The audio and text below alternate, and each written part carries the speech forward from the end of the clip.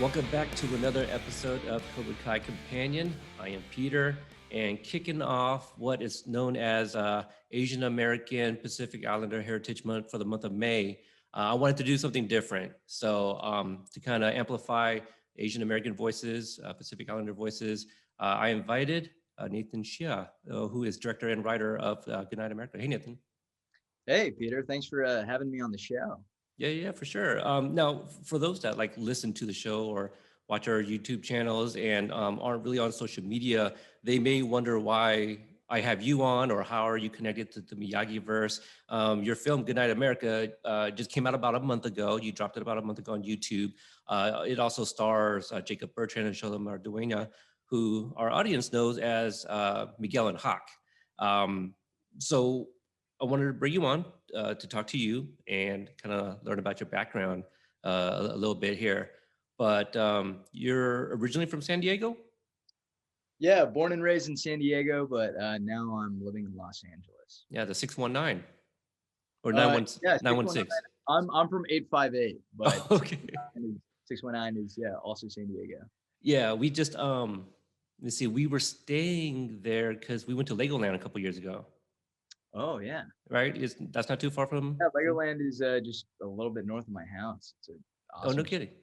Yeah, It's pretty awesome, man. I got an 8-year-old, and I think he was like 6 around that time, and obviously before the pandemic, and it was actually pretty cool. I was like, yeah, how cool can it be? Like, you know what? It's a lot of fun actually.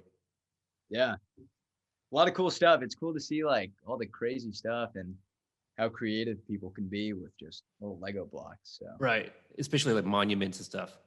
yeah, they have Yeah. like they like recreate great American landmarks with Yeah. Legos.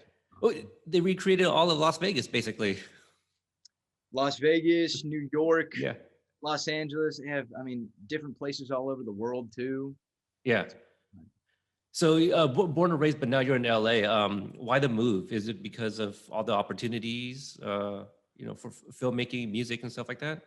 Yeah, I moved out to LA actually initially because to go to school. I go to school at Loyola Marymount University in Marina del Rey in Los Angeles, where I study film production. I'm currently on a leave of absence right now, just to be able to pursue whatever I want to do. But I mean, the film scene and the music scene and the entertainment industry, it's like the entire hub is just very saturated, and it's like everything's going on in LA. So I came out here to play into that and Yeah. you know capitalize on as many opportunities as I can and just make awesome stuff with awesome people. It's crazy to kind of ask, like, when you were younger, what did you want to be? Because you're like so much younger than me. If are you roughly the same age as like Jacob and Sholo? Yeah, we're all the same Yeah, age. yeah. See, I have a son that's turning 21 this June. Oh wow. You would have guessed probably. Um, No, you look like just a couple years older than me. yeah. Hey, I appreciate that. But Yeah. also, hey man, the Asian skin doesn't age. Asian don't raisin. Exactly. But yeah, I'm gonna look like this until I'm like 50. yeah. And then when I turn 51, it's gonna be like just totally different look. I'm 58. No. I hope to look like this at 58. I'm 38. I just turned 38 during spring break. So at what point did you decide that, hey, I wanted to either pursue music or the arts? Yeah, I started off pursuing film when I was younger. As well as many other kids growing up, I wanted to be an astronaut. And then like I wanted to be this like a scientist. And then like at one point I was like, oh, I'm gonna be the president of the United States. Like that's what I want to do when I'm Mhm. older. And like I just had all these, lofty dreams of different things that I wanted to do. But it wasn't until in sixth grade uh it was during the summertime, and I was just really, really bored at my house. I couldn't drive anywhere. I couldn't do anything. I was living in the suburbs of San Diego. Um, so a buddy of mine came over, and I had this flip video camera. Do you remember those? It was like Yeah. $50 cameras from Walmart. It's like a brick with just a red button on it that hits Yeah. record.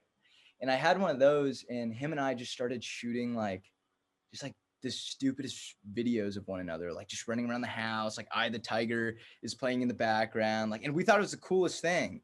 And then I learned to edit on Windows Live Movie Maker, the good old classic, and I really found joy in just making stuff with my friends and being silly and being goofy, and it's like I realized when I had a camera in my hand, it was almost, strangely enough, like it felt like it was bringing the best out of everyone when we were making stuff like that. And so I just, I kind of kept doing it throughout middle school because I was like, this is fun, and I feel like I have a knack for this. And my parents were like, oh boy, like, you know, he's starting to do the camera stuff a lot. But hopefully, like when he gets to high school, he'll start focusing more on college and his career and what he wants to do.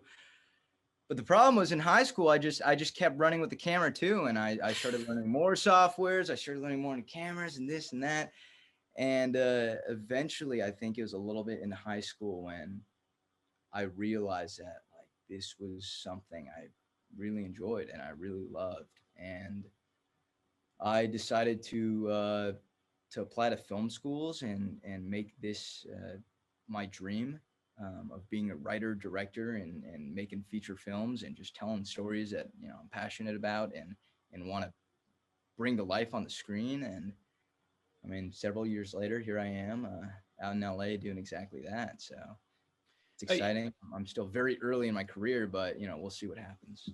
you kind of alluded to it, but how did your parents kind of react? You mentioned that they're like, okay, oh, he's got this camera. Are they how supportive, whether they were or not, leading up to before your move to LA? That's a really good question. I think, and especially like, my parents are Chinese immigrants. I was the first generation to be born in America. I'm my parents' eldest son. So there's definitely a cultural perspective that plays into the decision of just being like, oh, I'm gonna, run to the circus and be a filmmaker and drop, any bit of sustainable income and any bit of stability in life. um, it wasn't an easy conversation to have, and it was something that it was something that we kind of just, like, over the years, they saw how much I cared about something like this. And I know, like, there's an Asian stereotype of like, oh, the parents want you to be a doctor, a lawyer, a banker, and it's like, and like I feel like that's what any parent would want their kid to do, because those are the most financially sustainable and stable jobs that you could possibly have. Every parent's going to want the best for their kids. And so, wanting your kid to go into those sorts of industries, and I'm sure my parents very much so wanted that for myself as well, is for the best of me. And they came to America with close to nothing and had to kind of just build everything from the ground up, which I have so much respect for, and I think it's the most incredible thing.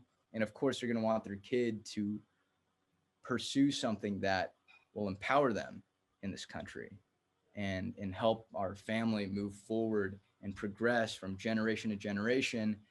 So when I go, hey, I want to be a film director, I want to make movies, where there's such a low percentage of succeeding, and such you don't know where your next paycheck's coming from, and you don't know where your next meal's coming from. An industry like that, that's just so volatile and constantly shifting, it's tough for a parent to hear. It's tough for a parent to hear, especially for a parent who came from financial instability. Hmm. And that was just a conversation that wasn't just something where we talked about it one night and we figured it out, but it was over years. It was over the course, and it's like, let's just see how much you care about it. Let's see how much you care about it.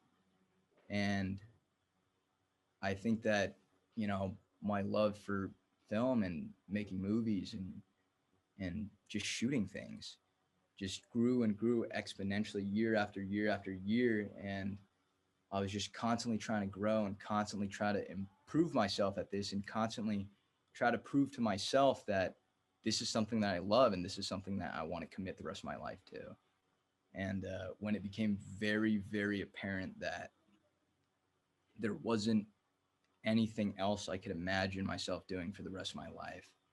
I think that's when my parents really were like, we are scared and a bit nervous because this industry is scary and we don't know anything about this industry and we can't help you, and we don't have any connections because we're immigrants to this country. So, you know, we can't do anything to support you in this.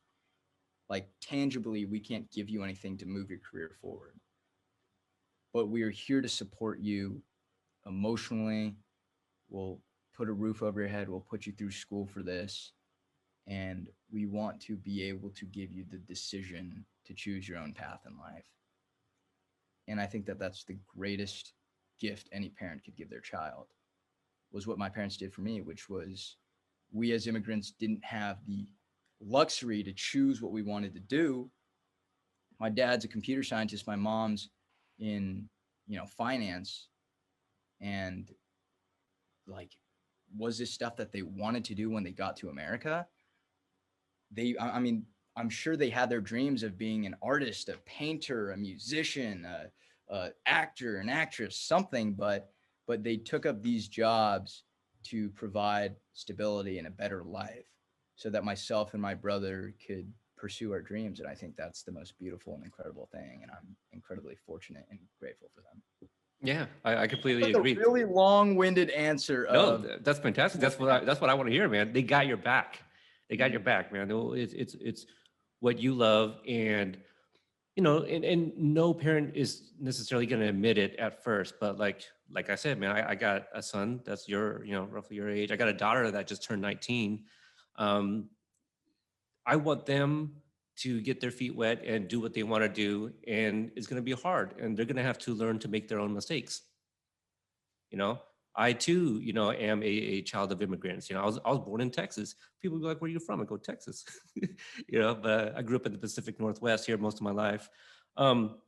Did you like do any acting while you were like in middle school, high school, while you were doing all the filming?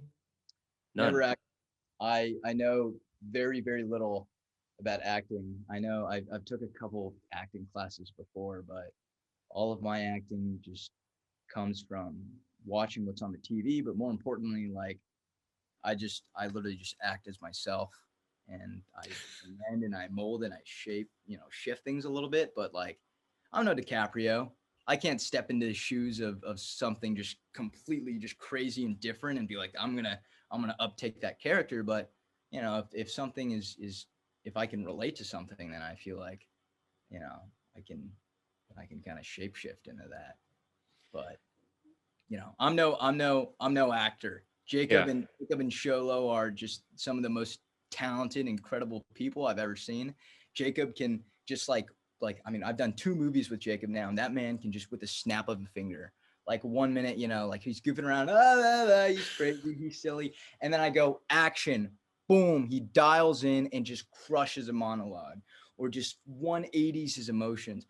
That's not me. I like to act. It's fun. I've acted in stuff. I've acted in my own films. I've acted in stuff for my friends. But man, I'm no Jacob Bertrand. I'm no Xolo Maridueña. Yeah. So before you answer, I'm going to ask about your inspirations in terms of like directors or even actors. I want to give a shout out to, and we'll talk about your film later, Goodnight America. I want to shout out posters for Whiplash and Inglourious Basterds, 2 of my favorite movies. Yes. Oh man, I love those in my room. Whiplash should have won Best Picture. Like Birdman was right. Birdman, is that the one that won? Yeah. It's fine. I think technically it's a great movie, but like I think Whiplash should have won. Whiplash was one of the movies that really set me down on the path of like, this is the kind of movie I want to do, or making movies in general, something I want to pursue. Like, so of course I'm going to be very biased to Whiplash. Like that's like the movie for me. A lot of people, for them, it's like Back to the Future, Jurassic Park, like Back to the Future. Back to the Future, fantastic. Yeah. Now, what can you tell me about? Wow, that's where'd you hear about that? Well, it's Midnight on Mars, right? Yeah, I was jamming to it this morning, man. It's a very catchy tune. oh man, you're a good guy. Well, first of all, should we talk about or do you want me to talk about first, or do you want me to talk about the inspiration thing? Oh, you know what? Crap. Yeah, let's go back to the directors. Okay, Yeah, yeah.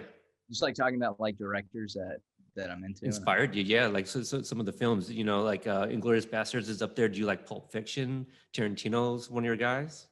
A lot of like bro filmmakers love Tarantino, and uh, and I'm one of those people. I think he's absolutely incredible, and I mean he's got such a distinct voice and such a distinct style. But the thing that I love the most about him is he's so. A lot of people think he's like arrogant and he's cocky and he can be a dick, but my interpretation of Tarantino is like he is unapologetically a servant to the story at all times. And anyone's feelings or egos, or, if something's going to come off as rude or insensitive, like he doesn't care. Like whatever's going to make the story move forward and do justice to it, he's going to say and he's going to make happen, which I think is super incredible. I love him. I love Bennett Miller. Um, he directed Moneyball, which is one of my favorite movies, and I Okay. love like just the subtle like style of it. I love, yeah, there's all sorts of different filmmakers. I think Bong Joon-ho has been crushing it. I'm so happy that Parasite was like when that won, man. That was a really touching moment where it was like not only was it a great movie that got recognized, but it was a great movie made by an Asian filmmaker with an Asian cast, spoken in Korean, and it won at the Oscars at the Academy Awards, which is arguably the most prestigious you know film award ceremony in the entire world. And I think that was really cool to see and finally get that recognition and that nod to Asian cinema, which is like, hey, like there's really, really, really good and compelling stuff coming from here. So I really like the part in his speech. I don't have the quote down, but he's just talking about like if we can just get past, you know, the 1 or 2 inches of the dialogue at the bottom, like, you know, you guys are gonna open yourself up to much more, you know, great movies out there. yeah, subtitles. I think a lot of Americans hate subtitles. Uh, Obviously, we don't watch enough anime as a country. Um, but I think, like, yeah, he said the moment you could get past the obstacle of subtitles, you will be introduced to so many more movies, which I 100% agree with. And I Yeah. think that there's, I mean, I think anytime anyone ever makes a film, what they are, it is their entire heart and their entire soul and everything it's a full reflection of their life and their world and their society and their reality. And if we're only watching those sorts of things that come from America and from places that we're comfortable with, we're not going to learn anything about anywhere else in the world. Hmm. We're not going to be able to understand nor empathize with anywhere else in the world other than America. And I think by watching more international movies and being introduced to more international filmmakers and watching your Bong Joon-ho's and watching your Wong Kar-wai's, you are able to have a more globalistic, empathetic understanding of the world, which I think is super cool. I don't even understand why like subtitles would even be an obstacle. There's people learning Korean to listen to K-pop music. Yeah. Like they're learning a whole ass language. It's not that tough to read while watching. Right. Not. Maybe in the beginning, maybe for the first like 5 minutes, but then your brain just figures it out. Your brain just pieces it together and it just flows together. But I mean, you know, figure it out, guys. Figure it out. We're a household of closed caption and subtitles. Like we always turn it on. You know, you just if you look away and you hear something, you know, and you're like, wait, what did they say? You can look up, and the words will still be there. You know, real briefly, and that way you don't lose context of the actual dialogue. You know. But yeah, great examples. What about some movies? Was there one in particular that you're like, you know what, that's what I want to do? A movie in particular? I know you know you were singing praises for Whiplash there, but anything else that was just like, I want to create that magic. I really, really loved Inglorious Bastards. That is genuinely one of my favorite movies. I think that it strikes a really nice balance between being incredibly entertaining and watchable, yet holding a lot of philosophical merit and having just so much to say about society, and not just, having a theme of like Nazis are bad, but like recontextualizing this World War II era and kind of criticizing every single country, and showing that we are all flawed and we can all learn from one another's mistakes, especially in that bar scene. Yeah, yeah. Oh man, I think I'm due for a rewatch for Yeah. sure. Man, It, quote it that sounds film, man. sounds like you like Brad Pitt because you referenced Moneyball and Inglorious. And Brad Pitt's amazing in Inglorious Bastards. Brad Pitt's one of my favorite actors. He's incredible in Glorious Bastards. He's incredible in Moneyball. Once Upon a Time in Hollywood, he crushes it in that. I That's think one of my favorites too. Yeah. Fight Club, like I love his acting style of just being very, very subtle. He has a very calm and collected nature to him. It's very stoic, but at the same time, you look into those eyes and you know that there's much more behind it there, and there's a lot of depth there. I think Xolo's acting style actually is very much like Brad Pitt, not in the sense where like he's just outright very like Brad Pitt, just that cool, ooh yeah, but like in terms of like just being very still and being very calm and being able to just be really observant, but at the same time, as much as he's observing the world and the camera's capturing that, you can also tell that there's a lot going through his mind and there's a lot in his eyes, and his soul is just rumbling, and there's just so much there, and it's captivating, and it's really Yeah. cool. Yeah, I'm gonna have to look at that. I've never thought of any comparisons because to me, Xolo is Xolo, Yeah, but yeah. I want to see that now, from your perspective, to kind of compare him to somebody. So, um, again, I mentioned Midnight on Mars is a really catchy tune. I was singing it back. I really love the lyrics. Any inspiration behind that particular song? Um, Midnight on Mars is a song that I wrote uh, back in the fall. This past fall, I'm a huge mental health advocate, uh, and that's something that I'm very vocal about, and something that matters a lot to me. And that's what Oh Mighty Ocean is entirely about. This will be a Mm. film that will be hopefully coming out soon after it's done going through the film festival circuit. But long story short, like I wasn't feeling so hot one night, and I was like, man, I just gotta write. I gotta just write all my thoughts out on paper. I just gotta write them all out. And most of the time, I just throw my thoughts down. I write them all down, and that leads to my next movie. That leads to my next script. And this time around, it just wasn't doing it for me, and I felt like I needed something more. And that's when I was like, oh well, what if I like wrote into a poem or something like that? I don't know. Like what finding a medium to harness the specific emotions I was feeling at that point in time. And I had my guitar there, and I was playing these riffs, and I was just writing it out. And I wrote the whole song in about 10 to 15 minutes, and just playing these chords, and it just kind of like came out because it really was something sincere that mattered a lot to me. And I mean, the song's no masterpiece, and it's my first song I've ever made, but it was just very honest and true to me.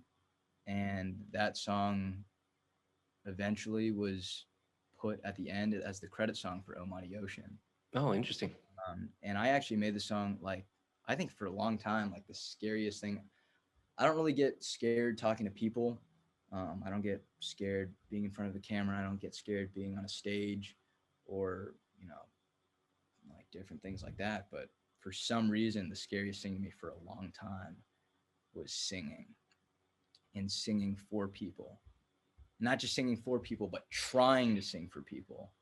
I think, you know, I would like make stupid songs for my friends on the guitar about like just stupid immature shit, but like to actually put your heart and soul into a song and like belt it out, like my God, that is some scary shit. Mm-hmm. And so I recorded Midnight on Mars, and I was just gonna keep it. I was just gonna do what I was planning on doing with Goodnight America, which was just keeping it on my hard drive, just keeping it on my computer. And when we finished the edit for Oh Mighty Ocean, and you know, the final credit song that I wanted to get for the movie was too expensive, and I couldn't afford the licensing rights, but I still wanted a song there. I was talking with my composer, and in the end, I was like, well, let's just put Midnight on Mars there. And so that was at the end of the movie. And Nice. then after that, you know, this was back in like November, December, for like a whole month. Like he's like, "Are you gonna release it? Are you gonna release a song?" I was like, I don't know, I don't know, I don't know. Like that's scary. That's scary fucking shit to do. Yeah. And I mean, music is always something that I've loved so much, and it's something that I grew up with. And like as a little kid, like I wanted to be I wanted to be a rock artist. I wanted to be a rock star. I wanted to make rock music and play in stadiums and play for people. Uh, but those were just dreams, you know, that are lofty and high and difficult to do, especially considering that there's really no Asian American rock stars in this country. And so, you know, I was just like that dream died out quick. But as I was sitting on Midnight on Mars, I have it ready to go, and I was thinking more and more and more about it. I think I made two realizations. I think the first thing is that, you know, we're young. I'm 21 years old, and I'll only be 21 years old once.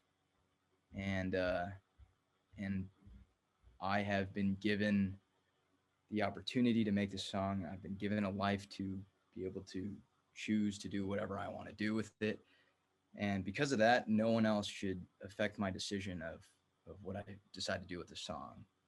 And also, I'm not that important. I'm a nobody. So if the song sucks, then people won't listen to it. And if it's good, then it's good. And I could just keep making more music.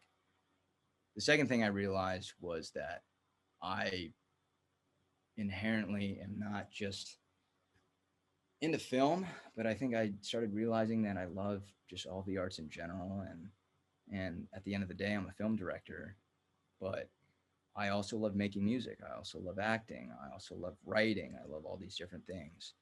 And I'm at my happiest when I can pursue and try and experiment with all these different things, and they inevitably, you know, help support and build off one another, and help make different, you know, my film is going to help make my music better, my music's going to make my writing better, my writing is going to make my acting better, yada yada yada, and everything uplifts together, and it's just a really fulfilling feeling. And the coolest thing is there's no one stopping me from doing any of this except for myself. And so I decided to release Midnight on Mars. Well, it's fantastic. I'm glad you did, man. Like after you know, doing a little bit of research, listening to the song over and over, rewatching Goodnight America after, you know, Team X Hawk was championing for its release last month. Shout out to Max Hawk, by the way. She's been incredible in helping with Yeah, Goodnight. yeah, absolutely. And um, no, I was really excited for this because it's like you're the jack of all trades. You know, I'm, you know, kind of peeling all the layers and finding out that you dabble in all these different things. Midnight on Mars, like it gave me like a kind of a Kid Cudi vibe. You know, he's always like in a different state of mind. You know, I love Kid Cudi, so yeah. that means the world. I saw him in I, concert, man. Cool dude. yeah, he's incredible. I think, yeah, Kid Cudi's definitely an inspiration. Man on the Moon is one of the greatest albums of all time. Yeah. I love Kanye West too. My Beautiful Dark Twisted Fantasy. Mhm. Uh, I also love rock music, like, you know, your Blink 182, your Angels and Airwaves, your My Chemical Romance. But also, you know, I love indie music too. Slaughter Beach Dog, and you have Car Seat Headrest, and you know, so all these different genres that, you know, you could kind of pull from and mix together. But I don't know. There's gonna be a new EP next month, so that'll be fun. Nice, nice. Well, I'm looking forward to that. So yeah, let's talk about Goodnight America. You mentioned that you're going to keep this for yourself. I think it couldn't have come at a better time, with everything going on around the world. Um, for those that are still in the dark, the crimes against Asians in the past year, it's like over. I don't even remember 3,100 incidents that were actually reported. So many that were not. But this one right here, the focus is a little bit more against the Mexicans, and people south of the border, as mentioned.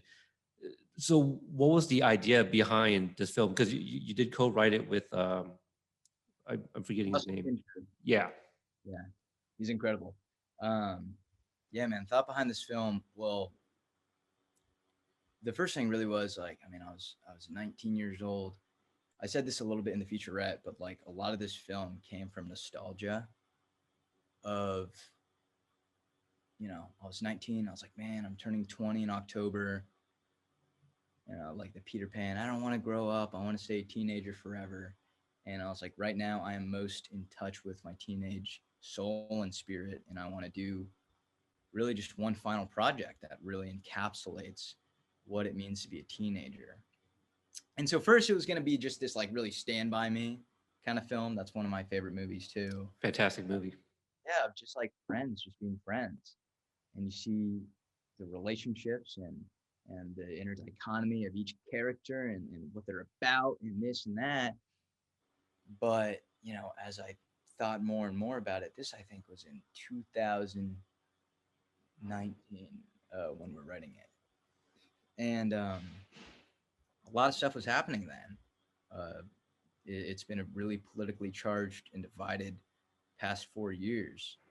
And whether we realize it or not, this division and this political turmoil has greatly affected and impacted the children of today and the youth of today and the teenagers of today.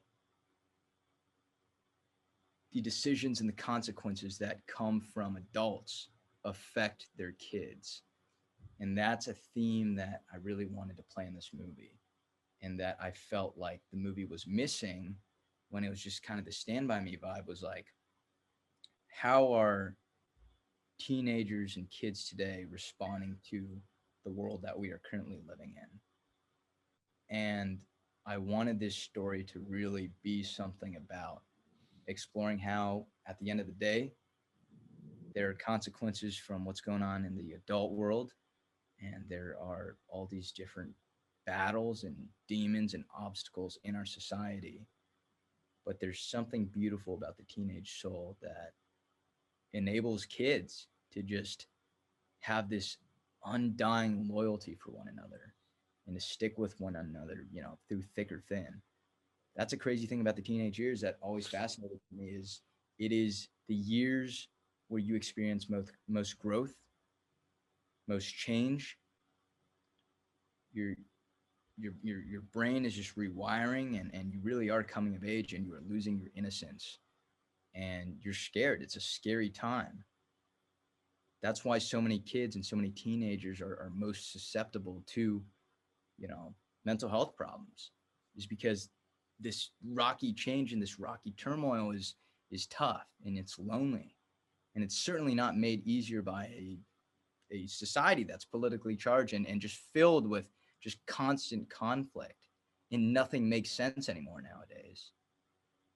And I wanted to illustrate that, and how even during these times, your friends as teenagers will always be there for you and stick around with you.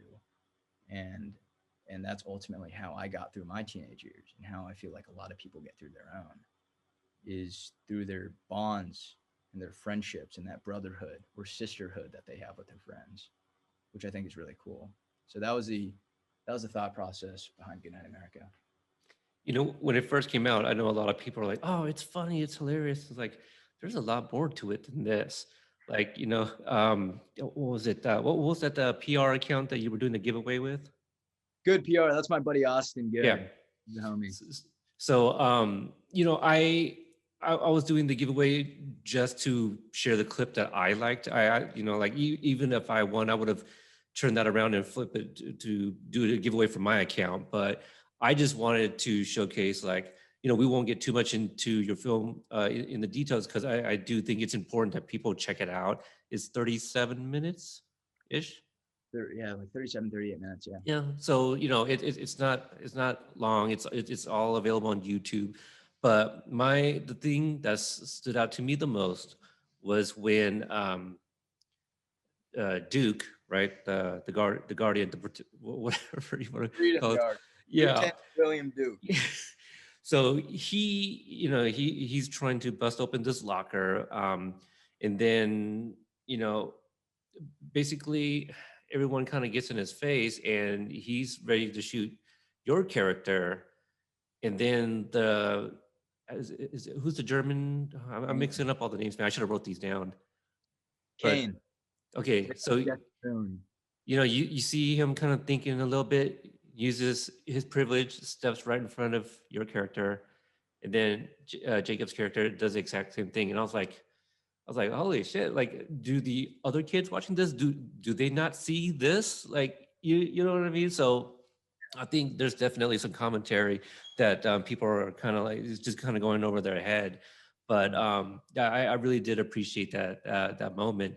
But to kind of like, I think during your interview with Jess, you were talking about how, you know, whatever you do, you got to have fun with it. You know, don't take it too serious. And I think a lot of people that were tuning into that were wondering what the hell is going on behind the background. I'm like, he just told you guys, he like whatever you do, have fun with it. Like, you know, so it's it was like the Sixth Sense. You know, like they're telling you that Bruce Willis is a ghost, but you're not listening until like the reveal at the end, you Yeah. know. So like, it was kind of like that. So it was fun watching that. But the I think the laugh out loud moment for me was when you guys are sitting down with Duke for the first time and he pulls out the stick with the shades of color. The race stick. Yeah, man, I love that. I was laughing my ass off so hard. And then when it comes to you, you know, there's a little, you know, you do this thing with your mouth. I don't know if you were trying to lick the stick, but then he slaps you with it. Like that's why I asked about like, did you do any acting while you were in school? Because like you seem to be a natural at that too. Like, you know, just some of these comedic beats. I was just saying thank you. I appreciate that. I mean, I acting's just fun. It's just kind of fun to do. I feel like anyone can be an actor, uh, and I'm not even gonna pretend like I'm a, I'm not Jacob and Xolo, those guys, who really know what they're doing. But you know, I just like having fun with it and just acting as myself, and just once again just honing different aspects of my personalities for characters. Yeah. But yeah, it's fun. You guys really set that up well too in the writing, and I really got to give you props too, because again, it's I'm just it's mind blowing to know that you had no intentions on releasing this, but even in your writing, you guys make it a point to give everybody like a reason to pull that trigger at the end. You set all of that up, you know, like early on too, with Jacob not being accepted, the German kid, and his little dialogue there at the beginning. So yeah, they put the payoff was great. I didn't watch your entire live with Jess, but were there any talks about turning this into a feature, like a full length feature? Yeah, that's a really good question. The current conversation now uh, with this movie is it's definitely, thanks to all the fans and to everyone watching it and generating a lot of buzz, there are conversations that have started about development for a feature. And that's just looking more and more feasible and likely. And I don't want to talk too much about it because, I like, once again, everything's just so up in the air that I don't know what's going to happen. But what I can say is that Russell and I have the started writing the feature version of this movie, which is just much more developed and much more. It's definitely a level up from this first version that we did from the short. I mean, it's been 2 years since then, and we've gotten better as filmmakers and writers, and we're really just taking the time to craft this one and make it something special. So, you know, hopefully we knock that out of the park and get some funding and financing and get to make this thing in an actual movie that you could see in the theaters or, you know, on a streaming service or something. Yeah, yeah, for sure. I mean, I'll be in line for that for sure, man. I'm definitely gonna support your work and follow you, man. You're a bright young man, and I'm really excited to see what you're gonna put out in the future. Speaking of putting out, recently on your Instagram account, you shared a video that you directed, Right Next to You, by Sophia. Yes. Yeah. So tell me, like, on your website, you actually have like 8 or 9 music videos that you've directed. Um, how do people just reach out to you to film for them, for their music? On my website, there should be a contact page, and you can just hit me up on there, or you can just DM me. I think the contact page is the best way of going about it because it just goes straight to my film email. And I mean, I love working with new artists and exploring new sounds and trying and experimenting with new things and styles. I think that's what music videos really is for me. Is it's a playground to try cool shit, for lack of better words. So I Mhm. mean, if anyone wants to work together, just hit me on my website and we'll figure something out. Now, kind of on the topic of that particular music video, can you talk about the, just briefly about the process, because it takes place like in a diner. Can you talk about like how do you go about the casting, the location, and things like that? Yeah, the location was something that I found online. When I was listening to the song, well, first I started with just listening to the song over and over and over, like a heinous amount. Like I'll listen to the artist's song like 100 times at least, because they probably had to listen to it a lot more when they were writing it and Right. mixing it and mastering it and adding on different instruments and the orchestration and the build. I was like, I want to do that justice. I want to have equal, if not more, understanding and analysis of the song than the artist. And so just listening to it over and over and over, okay, feeling it out. Okay, it kind of gives me like a 50s poppy barbershop diner kind of vibe. Okay, go on the internet, look around LA for different locations, found this really sweet spot. And then it was like crafting a story of just, kind of that's where the narrative film director side of me comes out, is just, okay, cool. We have this location, we have this setting. Uh, and also, like, in listening to the song, you could kind of, different songs radiate different colors, different feels, different textures. Her song was very red and white. It was very poppy. It was red, white. It was simple. It was kind of playful and light. So we had that promise filter on it, which kind of softened up the look of the film, and it didn't feel too sharp. And and then it's, the next step is coming up with a story for it, and um, writing something that makes sense to the theme of the song as well.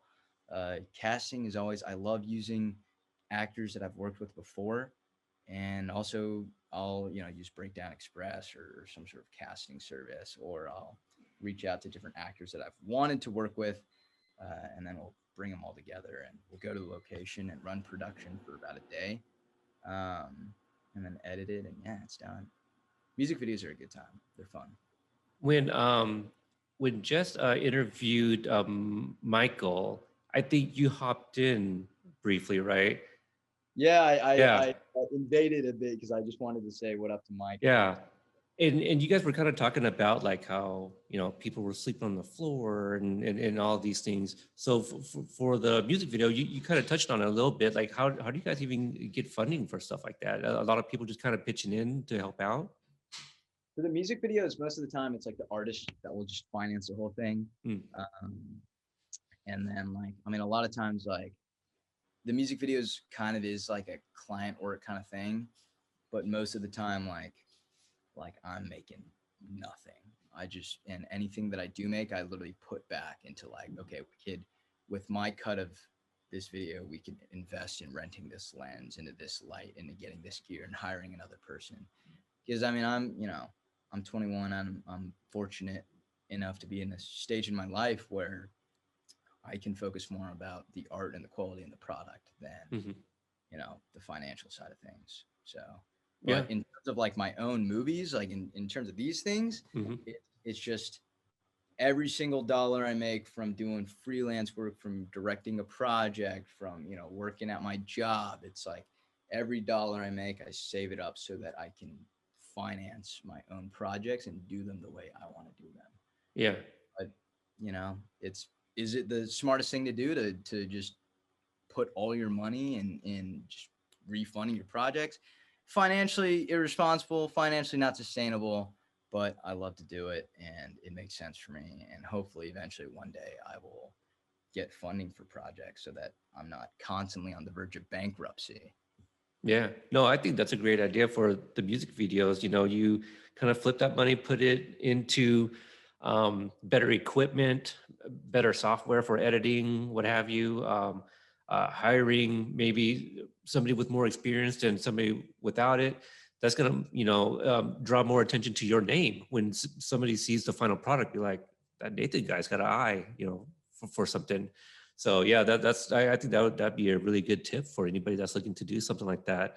As we get ready to wrap up, the poster's right behind you, Almighty Ocean. You've been talking about it. Peyton List is in it. Jacob Bertrand's also in it.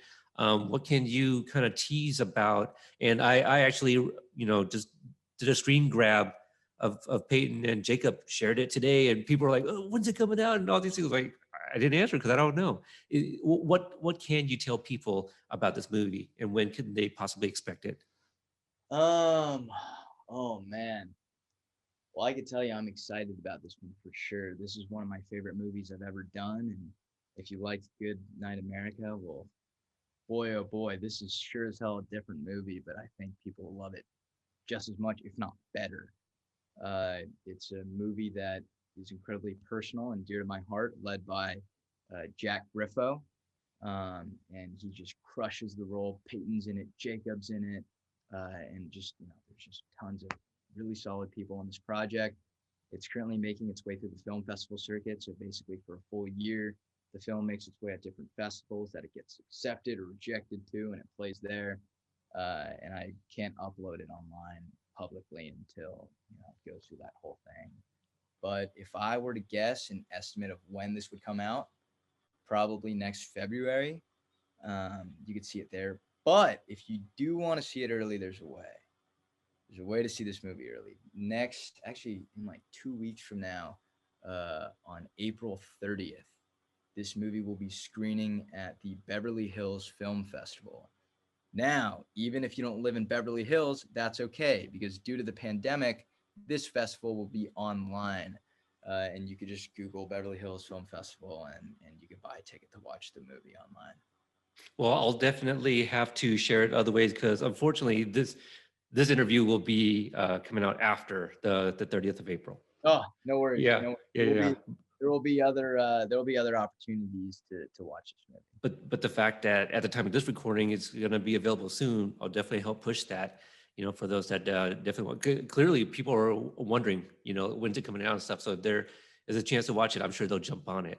So your website, Nathan Xia, NATHANXIA.com. Where else can people follow you if they want to check out some of the other stuff that you've done? There, you can look me up on Spotify if you want to find my music, and just find me on Instagram at Nathan Xia and Nathan Xia. And yeah, I mean, I'm always, even I don't really know what I'm ever up to. It's always a new adventure every day. So we'll figure this all out together.